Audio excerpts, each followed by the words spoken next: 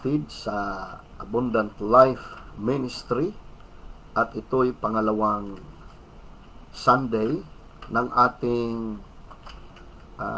ginagamit ay ang FB para sa Facebook para sa ating preachings and our divine worship. Dahil sa ating barangay doon sa church ay naka-lockdown talaga ngayon. And we believe God will help us, and especially God will give us His divine favor. Before we read the word of the Lord, allow me to pray. Lord Jesus, this morning help me to preach the word of God from Genesis chapter 6 verse 1 to number 8, the age of abounding wickedness.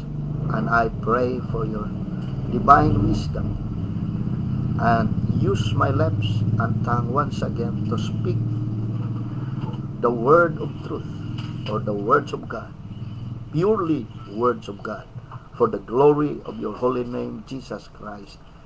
Amen. So in the book of Genesis chapter 6 verse 1, according to Genesis chapter 6 verse 1, when men began to increase in number on the earth, and daughters were born to them, the sons of God saw that the daughters of men were beautiful, and they married any of them they choose. Then the Lord said, my spirit will not contend with man forever, for he is mortal. His days will be 120 years. The Nephilim were on the earth in those days. And also afterward, when the sons of God went to the daughters of men and had children by them, they were the heroes of old, men of renown. The Lord saw how great man's wickedness on the earth had become, and that every inclination of the thoughts of his heart was only evil all the time. The Lord was grieved that he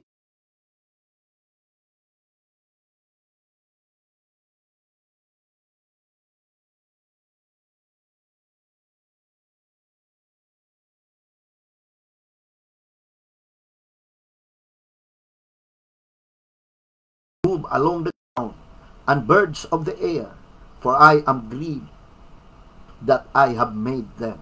But Noah found favor in the eyes of the Lord.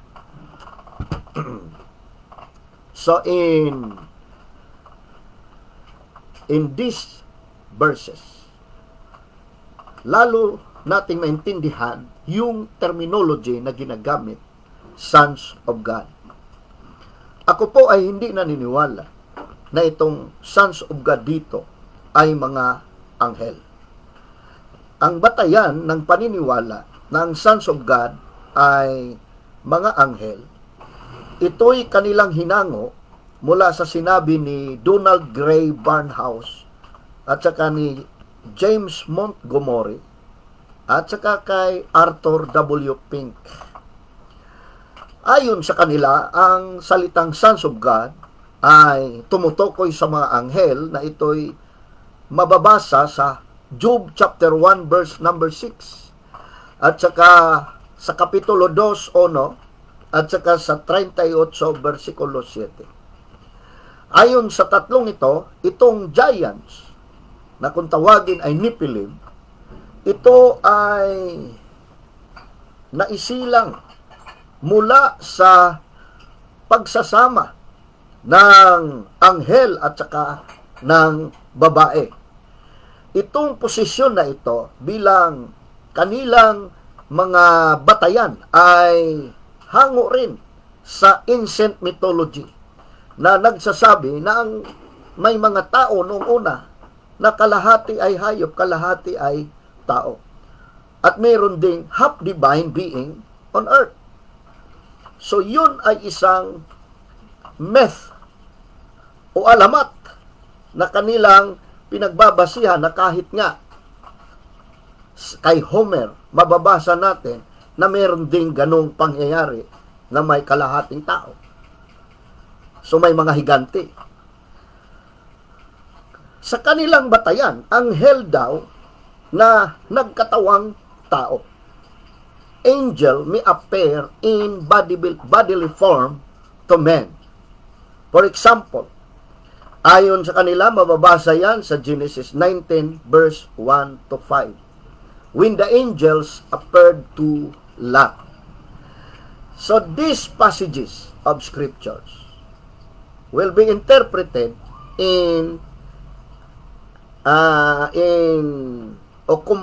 compared also and interpreted because angels became human. So si Philo, si Josephus, ganun din ang mga apocryphal books, lalo na ang Book of Enoch, nagpapaliwanag na ito'y mga anghel. Pero ang inyong lingkod, hindi ako naniniwala na ang sons of God dito ay angel. In fact, when I was studying in Master of Divinity sa Manila Theological College, ito'y akin na pong nasasaliksik at aking pinagtanggol dahil ang naka-assign sa akin ang sons of God dito ay angel. So pinagtanggol ko na po ito na ito'y anghel. So dahil po yun ay naka-assign sa akin, pinapatunayan ko na ito'y anghel kasi yun ay reportings. Ngunit ang akin pong paniniwala, hindi po talaga ito anghel. Yun ay academics purpose only. For academics purpose only. But I would like you to understand, according to this view, that the sons of God here refers to the followers of God or the line or the descendants of Seth. Dahil ito rin ang paliwanag ayon kay Matthew Henry, kay Kel Andelech, Pulpit Commentary, even Chrysostom, even Augustine, John Calvin, Martin Luther. They believe that these are the line of good people. The sons of God here were the believers of God or the line of Seth. So, it is only the way to understand the sequence of thought in early chapters of Genesis. Mababasa natin sa Deuteronomy 32 verse 5. Ang Israel ay tinutukoy na kaniyang mga anak, his children. So from the Hebrew, God's son. In Psalm 73 verse 15, they are also called your children, or God's son. The godly are called your children, or sa Hebrew, God's son. In Psalms 80 verse 17, Israel is called the son whom had made strong. In Hosea chapter 1 verse number 10, Israel is called the sons of the living God. So, without a shadow of doubt, these sons of God here are the line of Seth, the children of Seth. O, yun ang kanyang lahi. Line of good. The words and the context of this passage tell us that the sons of God were men. Tao, hindi sila anghel. Paano masasabing anghel? Sa versikulo 3, malinaw na sinabi o na isulat na ganito. God said, my spirit will not contend with men. So, yung word na man, hindi angel. Next verse, sa verse 5, the Lord saw how great man's wickedness on earth had become. So, next word is man's wickedness. So yung ginamit na salita na naman ay man. In verse number 6, the Lord was grieved that the man that He had made man. In verse 7, the Lord said, I will wipe mankind from the face of the earth. So meaning, every verse deals with men. No verse, not even one reference, uses the word angel. So, the whole context with men, godly men. So, how he became corrupt? So corrupted that God was going to be forced to destroy man from the face of the earth unless he repented. So from verse 3, 5, 6, and 7, ang binabanggit, ginagamit man. So ito po ay akin na pong nasisiyasat. At naipagtanggol ko na nga ito sa aking reporting noon sa Master of Divinity sa Manila Theological College na ito ay anghel dahil yun ay assignment, academics lang. But my own belief and conviction and my teachings and my studies confirm that this is the line of Seth. Alam nyo, pag nag-aaral tayo, siyempre kung ano assignment, sundin mo para naman tumaas ang grado mo. Pero pagdating sa totoong turo, hindi po anghel ito. Wala pong reference akong napansin dito by context. Kasi sa pag-aaral sa Biblia, it must be in context. Not because of your opinion. We don't need opinionated answers. We need context. We need the proof of the context. Again, dito sa context, kung ang lalaking makasalanan ay anghel, nag-asawa ng babae, bakit ang mga makadiyos na mga lalaki na siya binibigyan din ng paghuhusga? So, ngayon, ang mga lalaki ay binibigyan ng paghuhusga because they are sinners. No? So, ito ba ay anghel? Hindi ho. Tao sila. So, as it was in the days of Noah, in Matthew, okay, in Matthew, chapter 24, verse 37 to 38. Gamitan po natin ng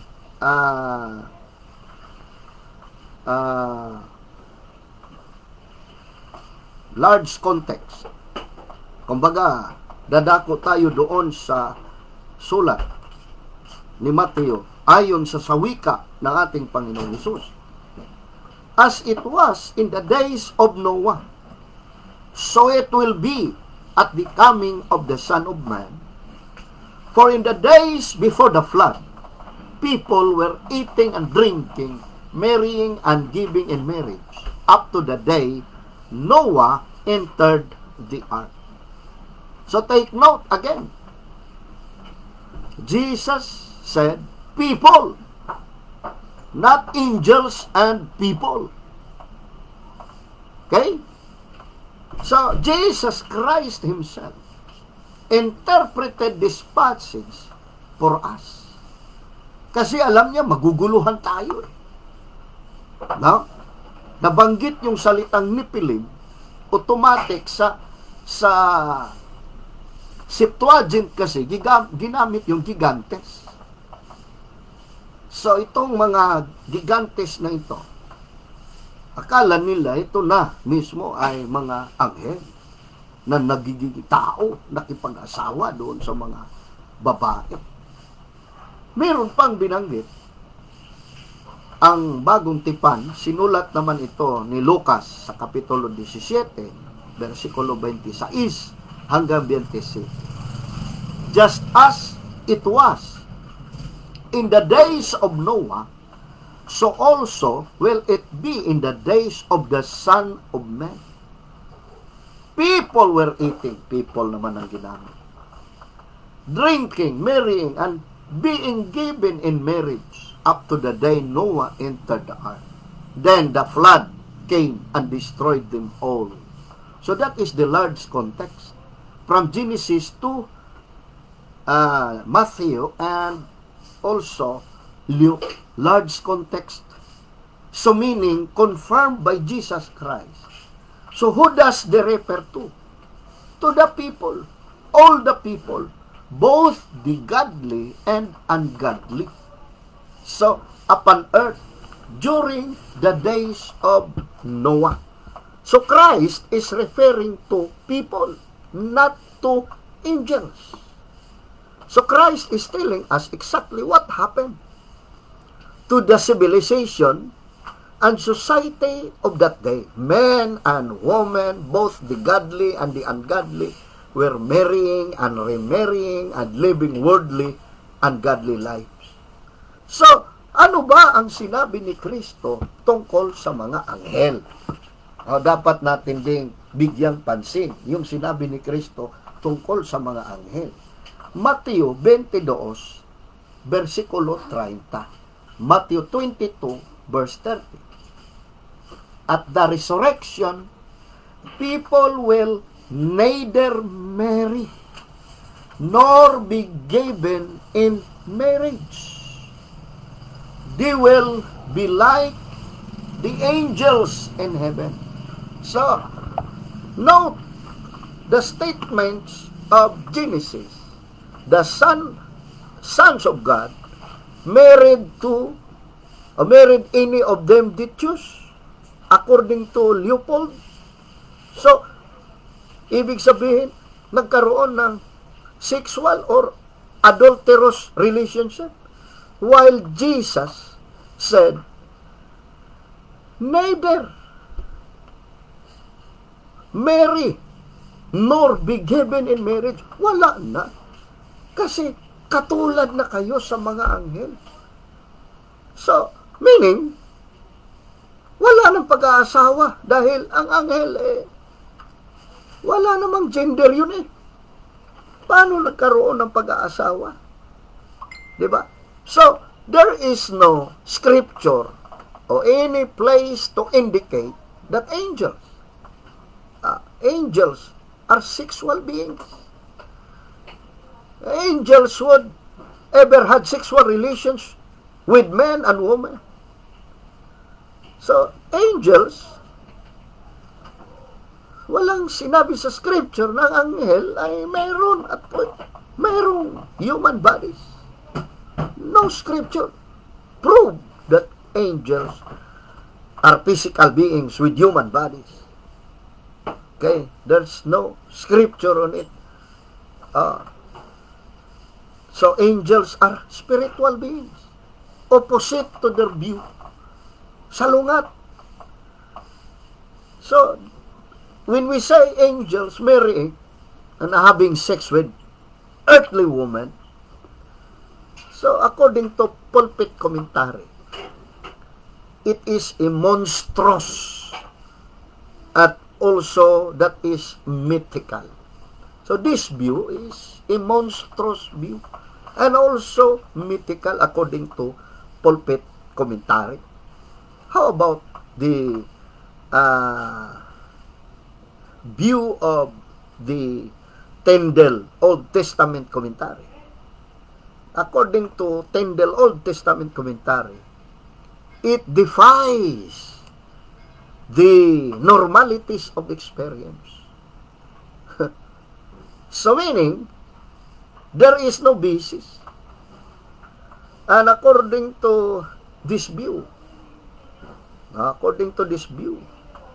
it is a mythical view based on their polytheism and polytheistic view. Kaya nga, ganon ang kanilang paliwanag. In verse 1 and in verse 2, the sons of God, the daughters of men, were beautiful, and they married any of them they choose. So, kung mapapansin natin, nagkakaroon ng tinatawag na immorality because of their act, and human race began to multiply upon the earth. Dumami na yung tao. Nagkakaroon na ng maraming tao, at higit sa lahat, the wickedness increased. Lumago rin ang kasamaan. At ang pinakamasaklap sa lahat, the ungodly always outnumber the godly. Itong tandaan natin sa panahong ito. At kahit kung obserbahan mo rin sa panahon natin ngayon, mas marami ang masasama kaysa mabubuti. Diba? We always remember that the ungodly always outnumbered the godly. So, there are always more people who follow their own way of life than those who follow God. So, anong mangyayari? Righteousness and godliness. Godly people bound to be contaminated.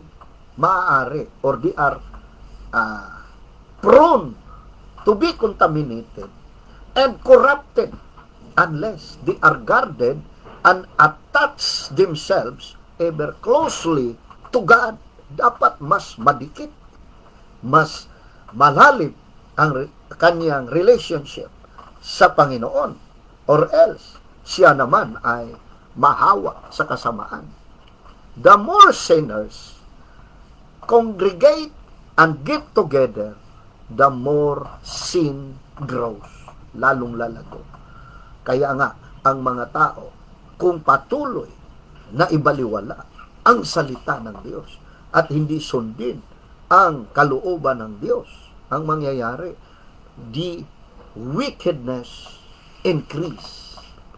Kaya nga, ang mga tao nakakalimot sa Diyos at nakakalungkot. Mga babae, they wear clothes, they are wearing clothing that exposes their bodies, and dancing with enticing movements and drinking to loosen their inhibitions. Talaga makita mo, masyadong daring na ang dating. Kumbaga, grabe. So, gusto nating maintindihan na yung panahon ni Noah at saka panahon ngayon, halos magkaparihas kung ano ang sitwasyon ng panahon ni Noah at panahon ngayon. Ayon sa Proverbs 29 verse 16, when the wicked thrive, so does sin, but the righteous will see their downfall. Ang mga matuwid ay makita nila ang pagbagsak ng mga masasama. Dito, sa konteksto, ang mga matutuwid, this godly life, nagiging worldly and immoral. Why? In verse number 2, they feed their minds upon sex.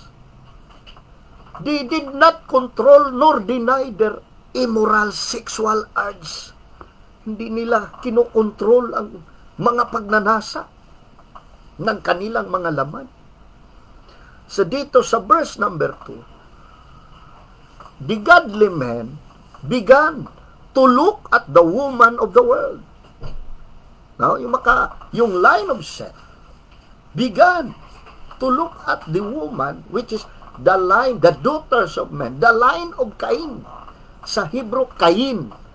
Sa English, Cain. O sa Tagalog, Cain. So meaning, from the line of Cain in Hebrew, yung mga lineage ni Cain, from the lineage of Seth, they began to look for this woman from the line of Cain. They did not control their eyes, nor their thoughts. They focused their thoughts upon their beautiful faces, shapely bodies, their physical appearance, and forgot the inward spiritual beauty. Alam nyo, ang katiyakan na kayo ay safe sa pag-aasawa, hindi lang yung magandang mukha at magandang hubog ng katawan, hindi lang yun. Pati yung puso, dapat maganda. Pangit naman, ang puti nga ng mukha mo, ang itim ng puso mo. Kaya nga, kahit gaano kaganda, anong nangyayari? Iniiwanan pa rin ang asawa. Pinapalitan pa rin ang asawa. Bakit? Yung puso, masyadong maitim, masyadong masama. Hindi makontento. Kaya nga, ang nangyayari, the result was tragic. Talagang hindi maganda. Isipin mo, they look and sow and feed their minds upon worldly and immoral and they engage in sexual immorality. Lalo na ngayon, madaling magiging alipin ng pornography ang isang tao kahit na mananampalataya dahil sa internet, dahil sa mga pwedeng panuorin na pwedeng magiging pagkain ng kaisipan na siksik doon sa kaisipan ng masama. Ang hindi kayang pigilin pag itong isang binhi ng kasamaan at ito'y lumago sa kaisipan, ito'y magiging monster sa iyong kaisipan na siyang magkontrola sa iyo. Kaya nga dapat ang kaisipang ito, every inclination, ang bigat nga sa chapter 6 verse 5, kung ating basahin sa Genesis chapter 6 verse 5, every inclination. So ano yung inclination? Imagination of the thought of his heart was only evil all the time. All the time, it was wickedness in your mind, in the mind of these people. So, anong nangyayari ngayon? They completely ignored God. Because this monster in the mind, every inclination, kaya nga binhi, yung binhi na yan na masama, pag yan ay pumasok sa kaisipan, dapat lipulin yan ng binhi ng salita ng Diyos. Walang ibang pwedeng panlaban yan. You need to be filled with the thoughts of the Word of God. Thy word have I hid in mine heart that I might not sin against thee. Kaya nga, yung mga estudyante ko, binigyan ko na assignment, magbasa ng 5 kapitulo. Araw-araw, 5 kapitulo. Mula Genesis, araw-araw. Tapos magbigay sila ng summary, magbigay sila ng reflection. Yung ibang sabi, wala daw silang panahon. Ano ang ginagamit nyo bilang pagkain ng kaluluwa? Paano nyo i-feed ang inyong mind? Magpapastor pa naman kayo. Saan nyo kinukuha ang mga preaching nyo? May pastor bang ganyan? May 5 kapitulo sa Biblia, hindi kayang basahin. At hindi kayang pagninilay-nilayan, hindi kayang pag-aralan. Mahiya naman tayo sa Diyos. Higit sa lahat sa mga membro. What is in your mind? Ano ang meron sa isip kung hindi yan puro Word of God? In chapter 1, in Psalms, meditating the law, day and night. We need to meditate. When we say meditate, para kang chewing the cud, ngumunguya. Nginunguya mo. Hindi yang nilulunok, nginunguya. Kumbaga, pag uminom ka ng juice, ninanam na mo. Hindi ka lang parang uminom ng tubig. So dapat ganun ang ating mga kaisipan pagdating sa Word of God. The seed is the Word of God. Ayon naman sa Panginoong Hesus sa Mateo 15 verse 19. For out of the heart come evil thoughts, murder, adultery, sexual immorality, theft, false testimony, slander. Kaya nga yung kaibigan ko ay nagposte. Ito'y para sa mga chismosa, ang sabi niya. Why? Those chismoso, their thoughts were evil. It's from the heart. Kaya minisits ko siya, sabi ko, dahil parehas kami nag-aaral noong araw ng Dusi Paris, sabi ko, Master, relax ka lang. So, saan nagmula? Sa puso. Ayon naman kay Pablo, basahin natin sa Roma 1:21. For although they knew God, they neither glorified Him as God, nor gave thanks to Him, but their thinking became futile, and their foolish hearts were darkened. Foolish yung heart na ito'y darkened.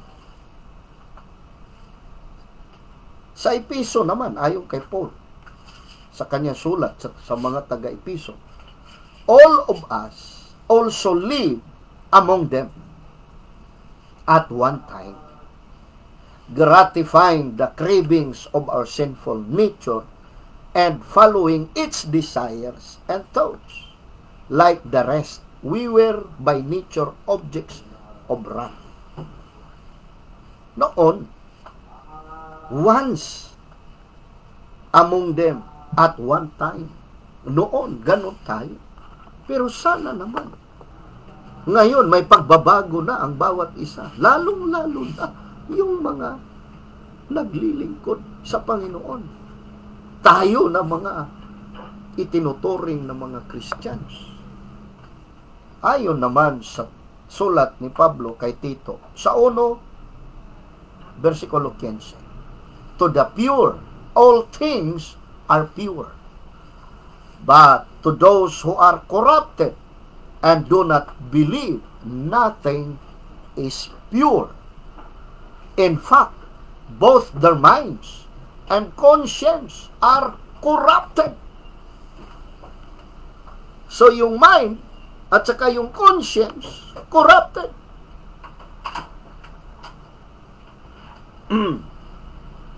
So,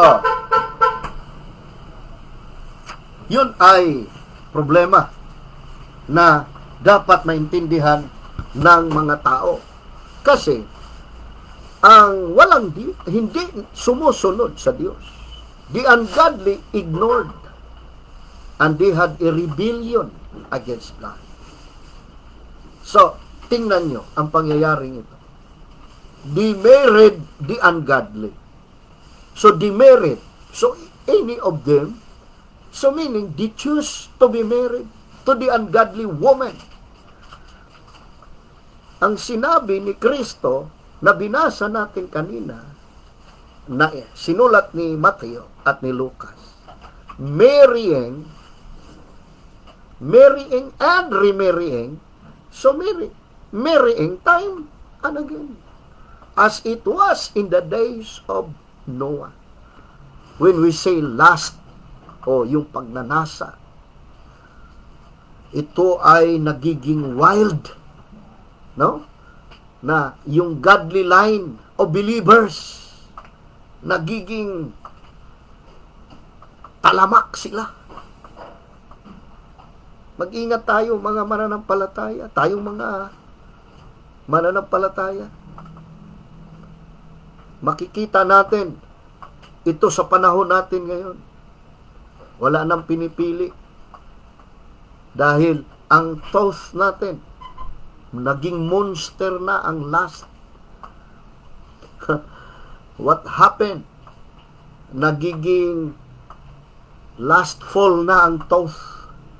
So sa panahon na to, mabigat ang binabanggit ni Kristo sa kanila. No? Mabigat din ang sa ating panahon ngayon dahil isipin mo, magugulat ka na lang sa isang church. No? Meron doong mga immorality na nangyayari. Why? Because of these evil thoughts in the mind. Ang payo ni Pablo dyan, pulling down the strongholds of the mind. Yung iba nire-rebuke, kalukuhan yun.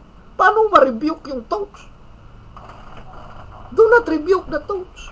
Pull it down. Conquer it. No?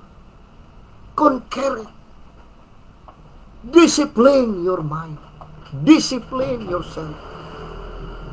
Yung iba, grabe sa sakripisyo. Matinding mag-ayuno, matinding manalangin, pero hindi kayang disiplinahin ang sarili. Walang kwenta yun. Number 1, discipline yourself. Discipline your mind.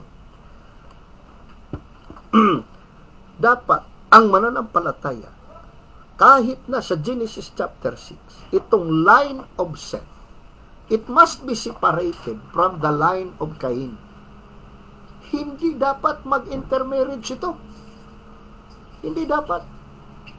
And Paul also advises, 2 Corinthians 6 verse 14, do not be yoked together with unbelievers. For what do righteousness and wickedness have in common? Or what fellowship can light have with darkness? Eh ngayon, magugulat ka na lang. Text lang si babae, message lang si babae, oo na kagad. Even if they are not the same line, the line of godliness and the line of ungodliness. Medyo mag-ayos naman tayo. Learn to say no to ungodliness. Learn to say no to ungodly people. Sayang.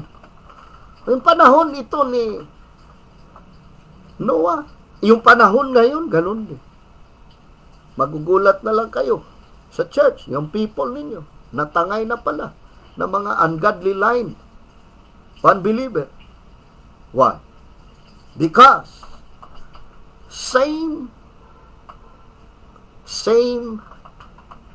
status sa panahon ni Noah. Sa panahon ni Noah. Kaya nga, dapat tayo ay magiging sober, vigilant. Yan ang payo ng Bible. For the roaring lion, handang sumila, handang magwasak. Satan came to kill, to steal, and to destroy. Yun ang kanyang gagawin sa mga line of godly people, mga believers. Pero dapat tayo ay magiging vigilant for the glory of the Lord Jesus Christ. Kaya nga kung i-justify nyo na anghel yun, wala tayong basis doon. Tao po yun. Yung sons of God doon, tao yun.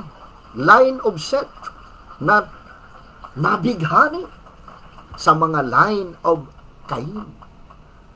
No? Ganon din ang sitwasyon ngayon. Same.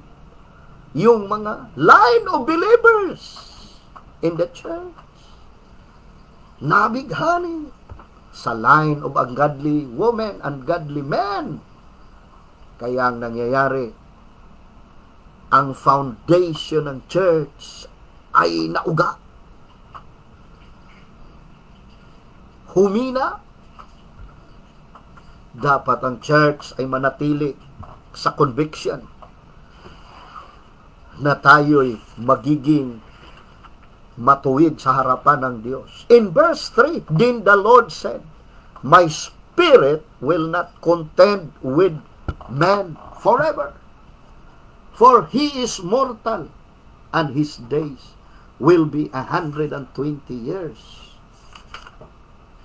Why? God became disturbed and warned man. Isipin nyo, during the time of Adam, umabot sila 930 si Adan. Umabot ng 930. And even Enoch preached and warned the people ungodly deeds, the coming judgment. What happened? Wala. Baliwala.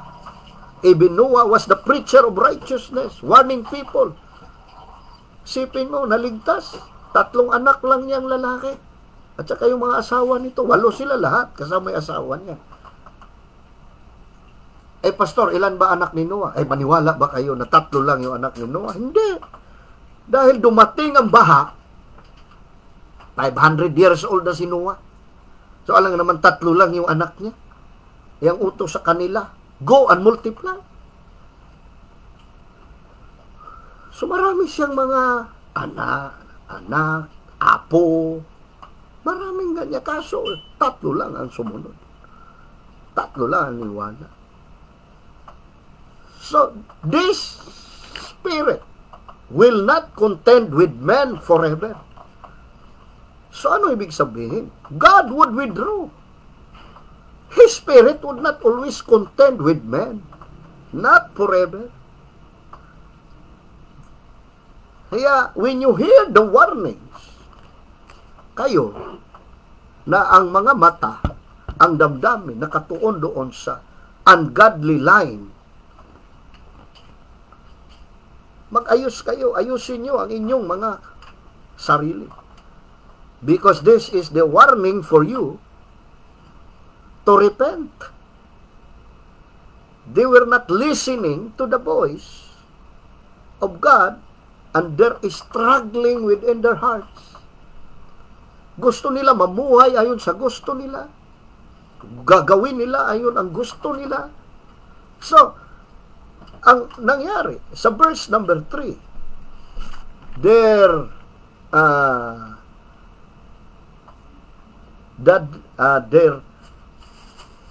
the Spirit of God will not contend with man forever, for he is mortal. So, pag sinabing mortal, corrupt. So, pag sinabing corrupt, no? Ibig sabihin, subdued na siya. Nasa ilalim na ng control ng kasalanan. They are enslaved by sin. Kumbaga, lubog na sila. Baon na sila doon sa kasalanan. Yung kanilang mga pagnanasa, their mind, they had evil imaginations continually. Talagang doon na nakapokus. Kaya nga, ang Holy Spirit, ayon kay Pablo, sa Epeso 4:30, basahin natin. In the book of Ephesians, chapter 4, verse 30. And do not grieve the Holy Spirit of God, with whom you were sealed for the day of redemption. Sa 1 Thessalonians 5:19, do not put out the Spirit's fire. Kaya nga, pag ang tao laging gumagawa ng kasalanan, na kahit pa si Haring David, ang kanyang panalangin ay ganito, sa Salmo 51, versikulo 11, do not cast me from your presence, or take your Holy Spirit from me. Huwag mo akong ilayo sa iyong espiritu. So, meaning, pag sinabi natin biyaya, pag sinabi natin grace, it is limited, and judgment is coming. Based on this context, isipin nyo, God gave them 120 years to repent. But what happened? God warned man through Noah 120 years. So, His grace overflowed. Then judgment would come unless you repent. Unless you repent. In 2 Peter chapter 3, verse 3 to number 4. First of all, you must understand that in the last days, scoffers will come, scoffing and following their own evil desires. They will say, where is this coming? He promised. Ever since our fathers died, everything goes on as it has since the beginning of creation. Verse 8 and 9. But do not forget this one thing, dear friends. With the Lord, a day is like 1,000 years, and 1,000 years as like a day. In verse 20, in 1 Peter chapter 3, 1 Peter chapter 3, verse 20, who disobeyed long ago when God waited patiently in the days of Noah while the ark was being built. In it, only a few people, 8 in all, were saved through water. So, 8 lang ang naligtas. And I believe God also keeps on reminding us about His coming, lalong-lalo na sa ating panahon ngayon. Now, in verse number 4, the Nephilim were on the earth in those days, and also afterward, when the sons of God went unto the daughters of men and had children by them. They were the heroes of old, men of renown. Men of renown. So, binanggit yung salitang Nephilim. So, ano itong Nephilim? They are giants. So, pag sinabing Nephilim, ang word na ito, from the root word napal, meaning to fall upon and attack, and therefore refers to both the strong of the earth, such as leaders and powerful, to the attackers, robbers, bandits of the earth. So pag sinabing Nephilim, from the root napal, hindi ibig sabihin na sila yung mga, sabihin natin, mga higante na sobrang laki na tao. No.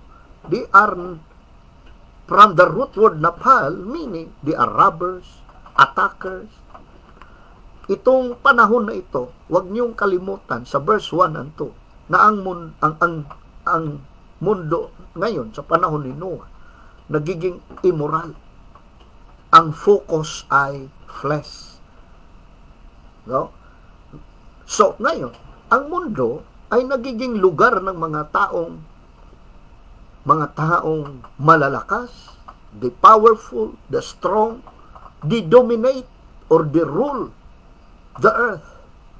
Because of this earth becomes lawless, wala ng batas, full of attackers, robbers, mga magnanakaw, bandits. So, ang earth, they are filled with violence. The earth was filled with violence. The place of the powerful people. So, ang society na ito, ang kaisipan ay puro kasamaan. Kaya nga, ang mga tao ay kailangan magiging malakas, lawless, Wala nang batas. The lawlessness and immorality of men is spilled out in the scripture. Talagang malinaw yan, nababanggit sa Bible. Yan din ay sinulat ni Apostle Paul sa mga taga-Roma. Ano ang binanggit ni Paul sa Roma? Kapitulo 3. As it is written, there is no one righteous, not even one. There is no one who understands, no one who seek God. Wala. All have turned away and they have together become worthless. There is no one who does good, not even one. Their truth are open graves. Their tongues practice deceit. The poison of vipers is on their lips. Their mouth are full of cursing and bitterness. Their feet are swift to shed blood. Ruin and misery mark their ways. And the way of peace they do not know. There is no fear of God before their eyes. And in Galatians 5, verse 19 to 21, the acts of sinful nature are obvious. Sexual immorality, impurity, debauchery, idolatry, and witchcraft, hatred, discord, jealousy, selfish ambition, dissensions, factions, and envy, drunkenness, and the like. I warn you, as I did before, that those who live like this will not inherit the kingdom of God. In 2 Timothy chapter 3, verse 1 to 5, but mark this, there will be terrible times in the last days. People will be lovers of themselves, lovers of money, boastful, proud, abusive, disobedient to their parents, ungrateful, unholy, without love, unforgiving, slanderous, without self-control, brutal, not lovers of good, treacherous, conceited, lovers of pleasure rather than lovers of God, having a form of godliness but denying its power, have nothing to do with them. So, ang tao ngayon ay talagang nag-increase ang wickedness. And this wickedness was great upon the earth. So, pag sinabi mong great sa verse 5, yung wickedness, binanggit ng verse number 5 sa ating context. The Lord saw, chapter 6 verse 5 in Genesis, the Lord saw how great man's wickedness on the earth had become, and the inclination of the thoughts of his heart was only evil continually. So meaning, yung kanyang kaisipan ay evil continually. So pag sinabing great wickedness, so meaning, sin is multiplied. So, nagkaroon ng multiplication ng anak. Isipin mo, dati, inuutusan ka lang bumili ng sigarilyo. Di ba? Sunod, nanganak, nanigarilyo ka na. Dahil wala kang pambiling sigarilyo, nanganak, natuto ka magnakaw ng pera sa nanay mo. Nung natuto ka magnakaw sa pera sa nanay mo, wala ng pera yung nanay mo. Nanganak uli ang iyong kasalanan. Nagmultiply, doon ka na nagnakaw sa kapitbahay. Nung natuto ka magnakaw sa kapitbahay, iba na, lumalaki, nagmultiply. Alam niyo ang salitang multiplication. So meaning, man has a sinful nature. So ngayon, dahil meron, he is short to God's perfection. Come short to God's perfection, man became self-centered, self-exalting, violent, lustful, and sensual. Talagang ang kanyang kaisipan na focus. Tingnan nyo yung point. In God's eyes, man's heart was evil. That's what the Lord's evaluated people during this time of Noah. Sa paningin ng Diyos, ang puso ng tao ay masama. It was only evil. It was corrupted and contaminated. Short of perception, anything short of perfection is evil. Sabihin mo, kapos, konti, para maging matuwid. Evil pa rin yan. So, yung salitang, hayaan mo maunawaan ng Diyos. Maunawaan ka ng Diyos. Hindi ganun. Ang tingin ng Diyos sa puso ng tao, masama. Dito sa kontekstong ito. And even in Jeremiah, chapter 17, verse 9. The heart is deceitful above all things. Ganon ang puso ng tao. So, ang nangyayari ngayon, dapat, kung pansinin natin, ikumpara ito sa church. Sabihin natin, dalhin natin sa ating panahon ngayon. Kung ikaw mananampalataya, para kang sinabi ni Kristo, na asin na wala ng alat. Maraming ganyang mananampalataya. Isipin mo, nasa church, tumagal. Pero, nakita niya ang beauty ng line of unbelievers. Ang kasalanan na wala yung alat. You are like a salt that has lost its saltiness. And when we say sin that is corrupt, in Matthew 7:17, that is that corrupt tree will produce corrupt fruit. So, man is evil. Man is wicked and adulterous generation and evil generation in Matthew 12:39. In Mark chapter 7 verse 21 to 23, man has a heart that produces evil thoughts, sexual immorality, theft, murder, adultery, greed, malice, deceit, envy, slander, arrogance. So, ibig sabihin, you became a host of evil things. In Matthew 19 verse 8, man has a hard heart. So hard that God has had to grant some commandments in dealing with man. Matthew 10:18, man is not good. In fact, there is none good but God. In Matthew 23, anong sinabi ni Kristo na sinulat ni Matthew? Hypocrite ang tao.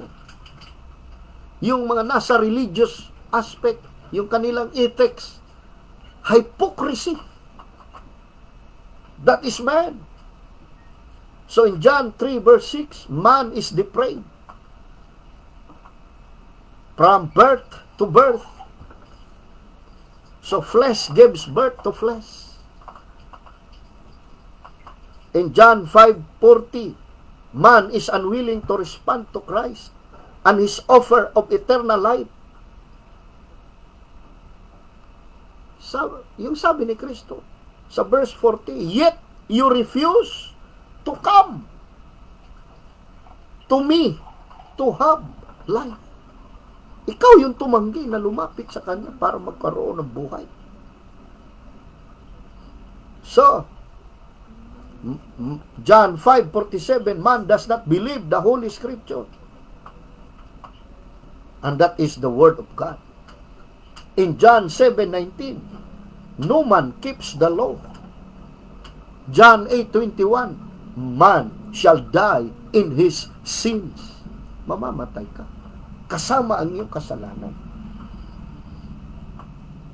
In John 8:47, man is not of God, not of the nature of God.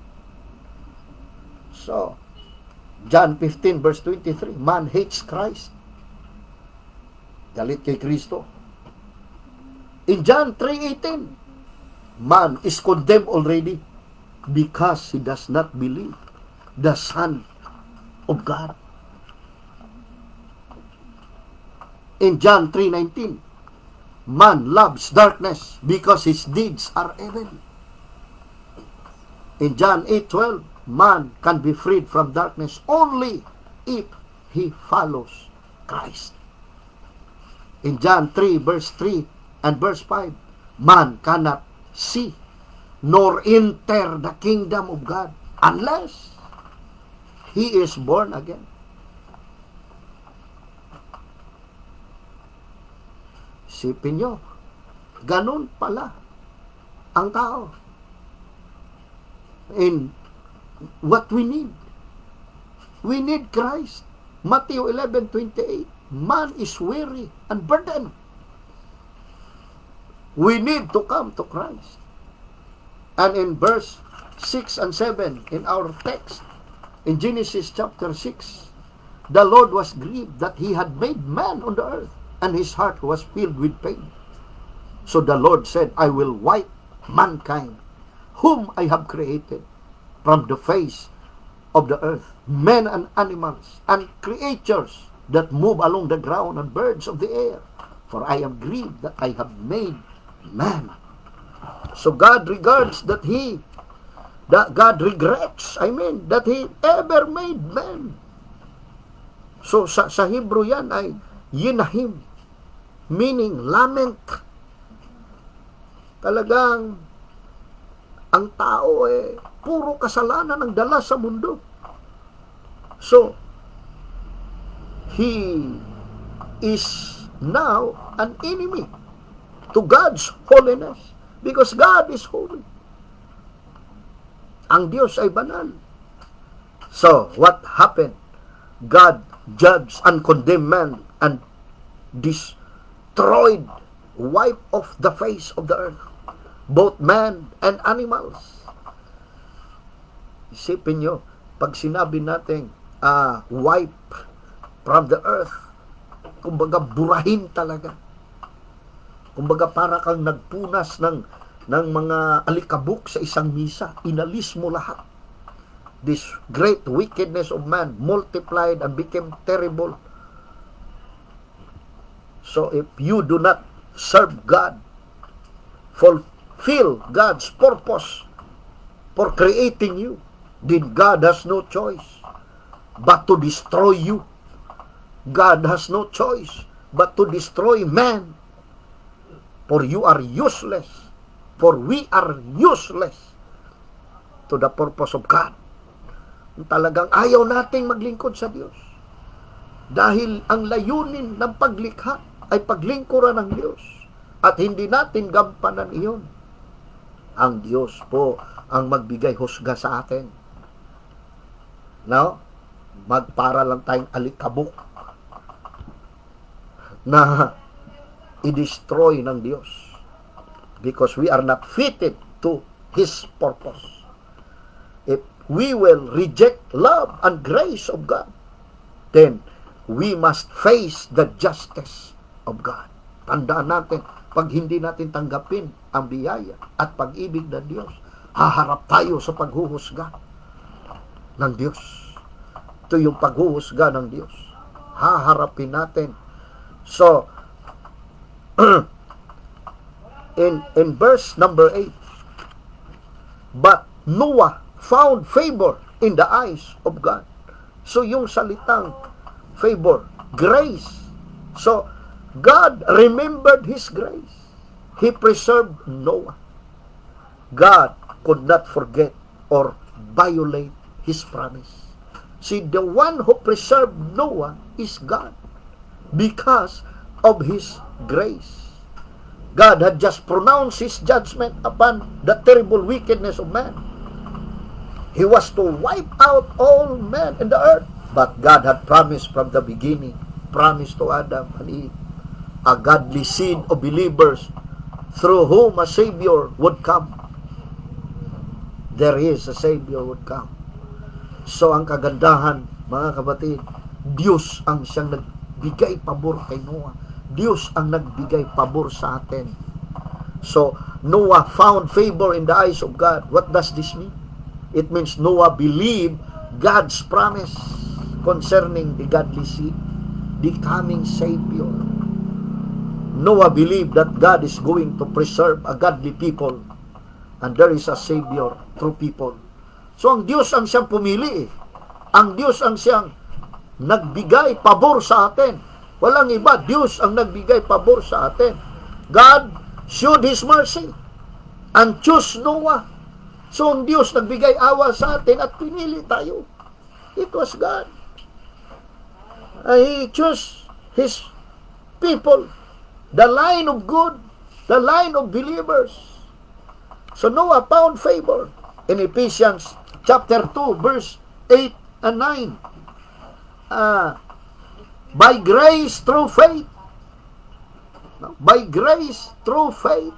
So we are saved by grace through faith. So Noah found favor in the eyes of the Lord because he believed God. When we believe God, we have favor from God. So in Ephesians chapter 2 verse 8 and 9, for it is by grace you have been saved through faith. And this is not from yourselves. It is the gift of God, not by works, so that no one can boast. So, in Romans 3:24, and are justified freely by His grace, through the redemption that came by Jesus Christ. In Titus 2:11, for the grace of God that brings salvation has appeared to all men. Thank God for that grace. Noah found favor. Noah found grace in the eyes of God.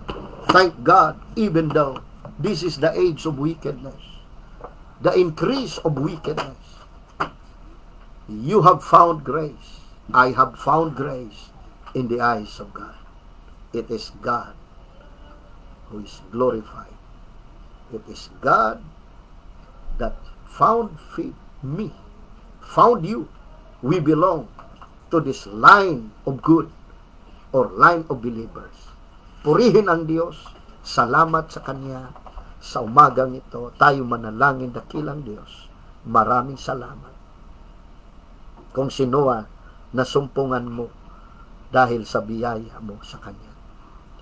At nakita mo si Noah sa gamit ang mata ng iyong habag, mata na may pabor. Ganon din kami. Gamitin mo, Panginoon, ang iyong habag at awa. Higit sa lahat, masumpungan mo kami ilalim sa iyong biyaya. Umaasa lamang kami, Panginoon, sa iyong salita para sa aming karunungan. Purihin ka, Panginoong Hesus. Amen. God bless you all, mga kapatid. Abundant Life Ministry. Praise the Lord.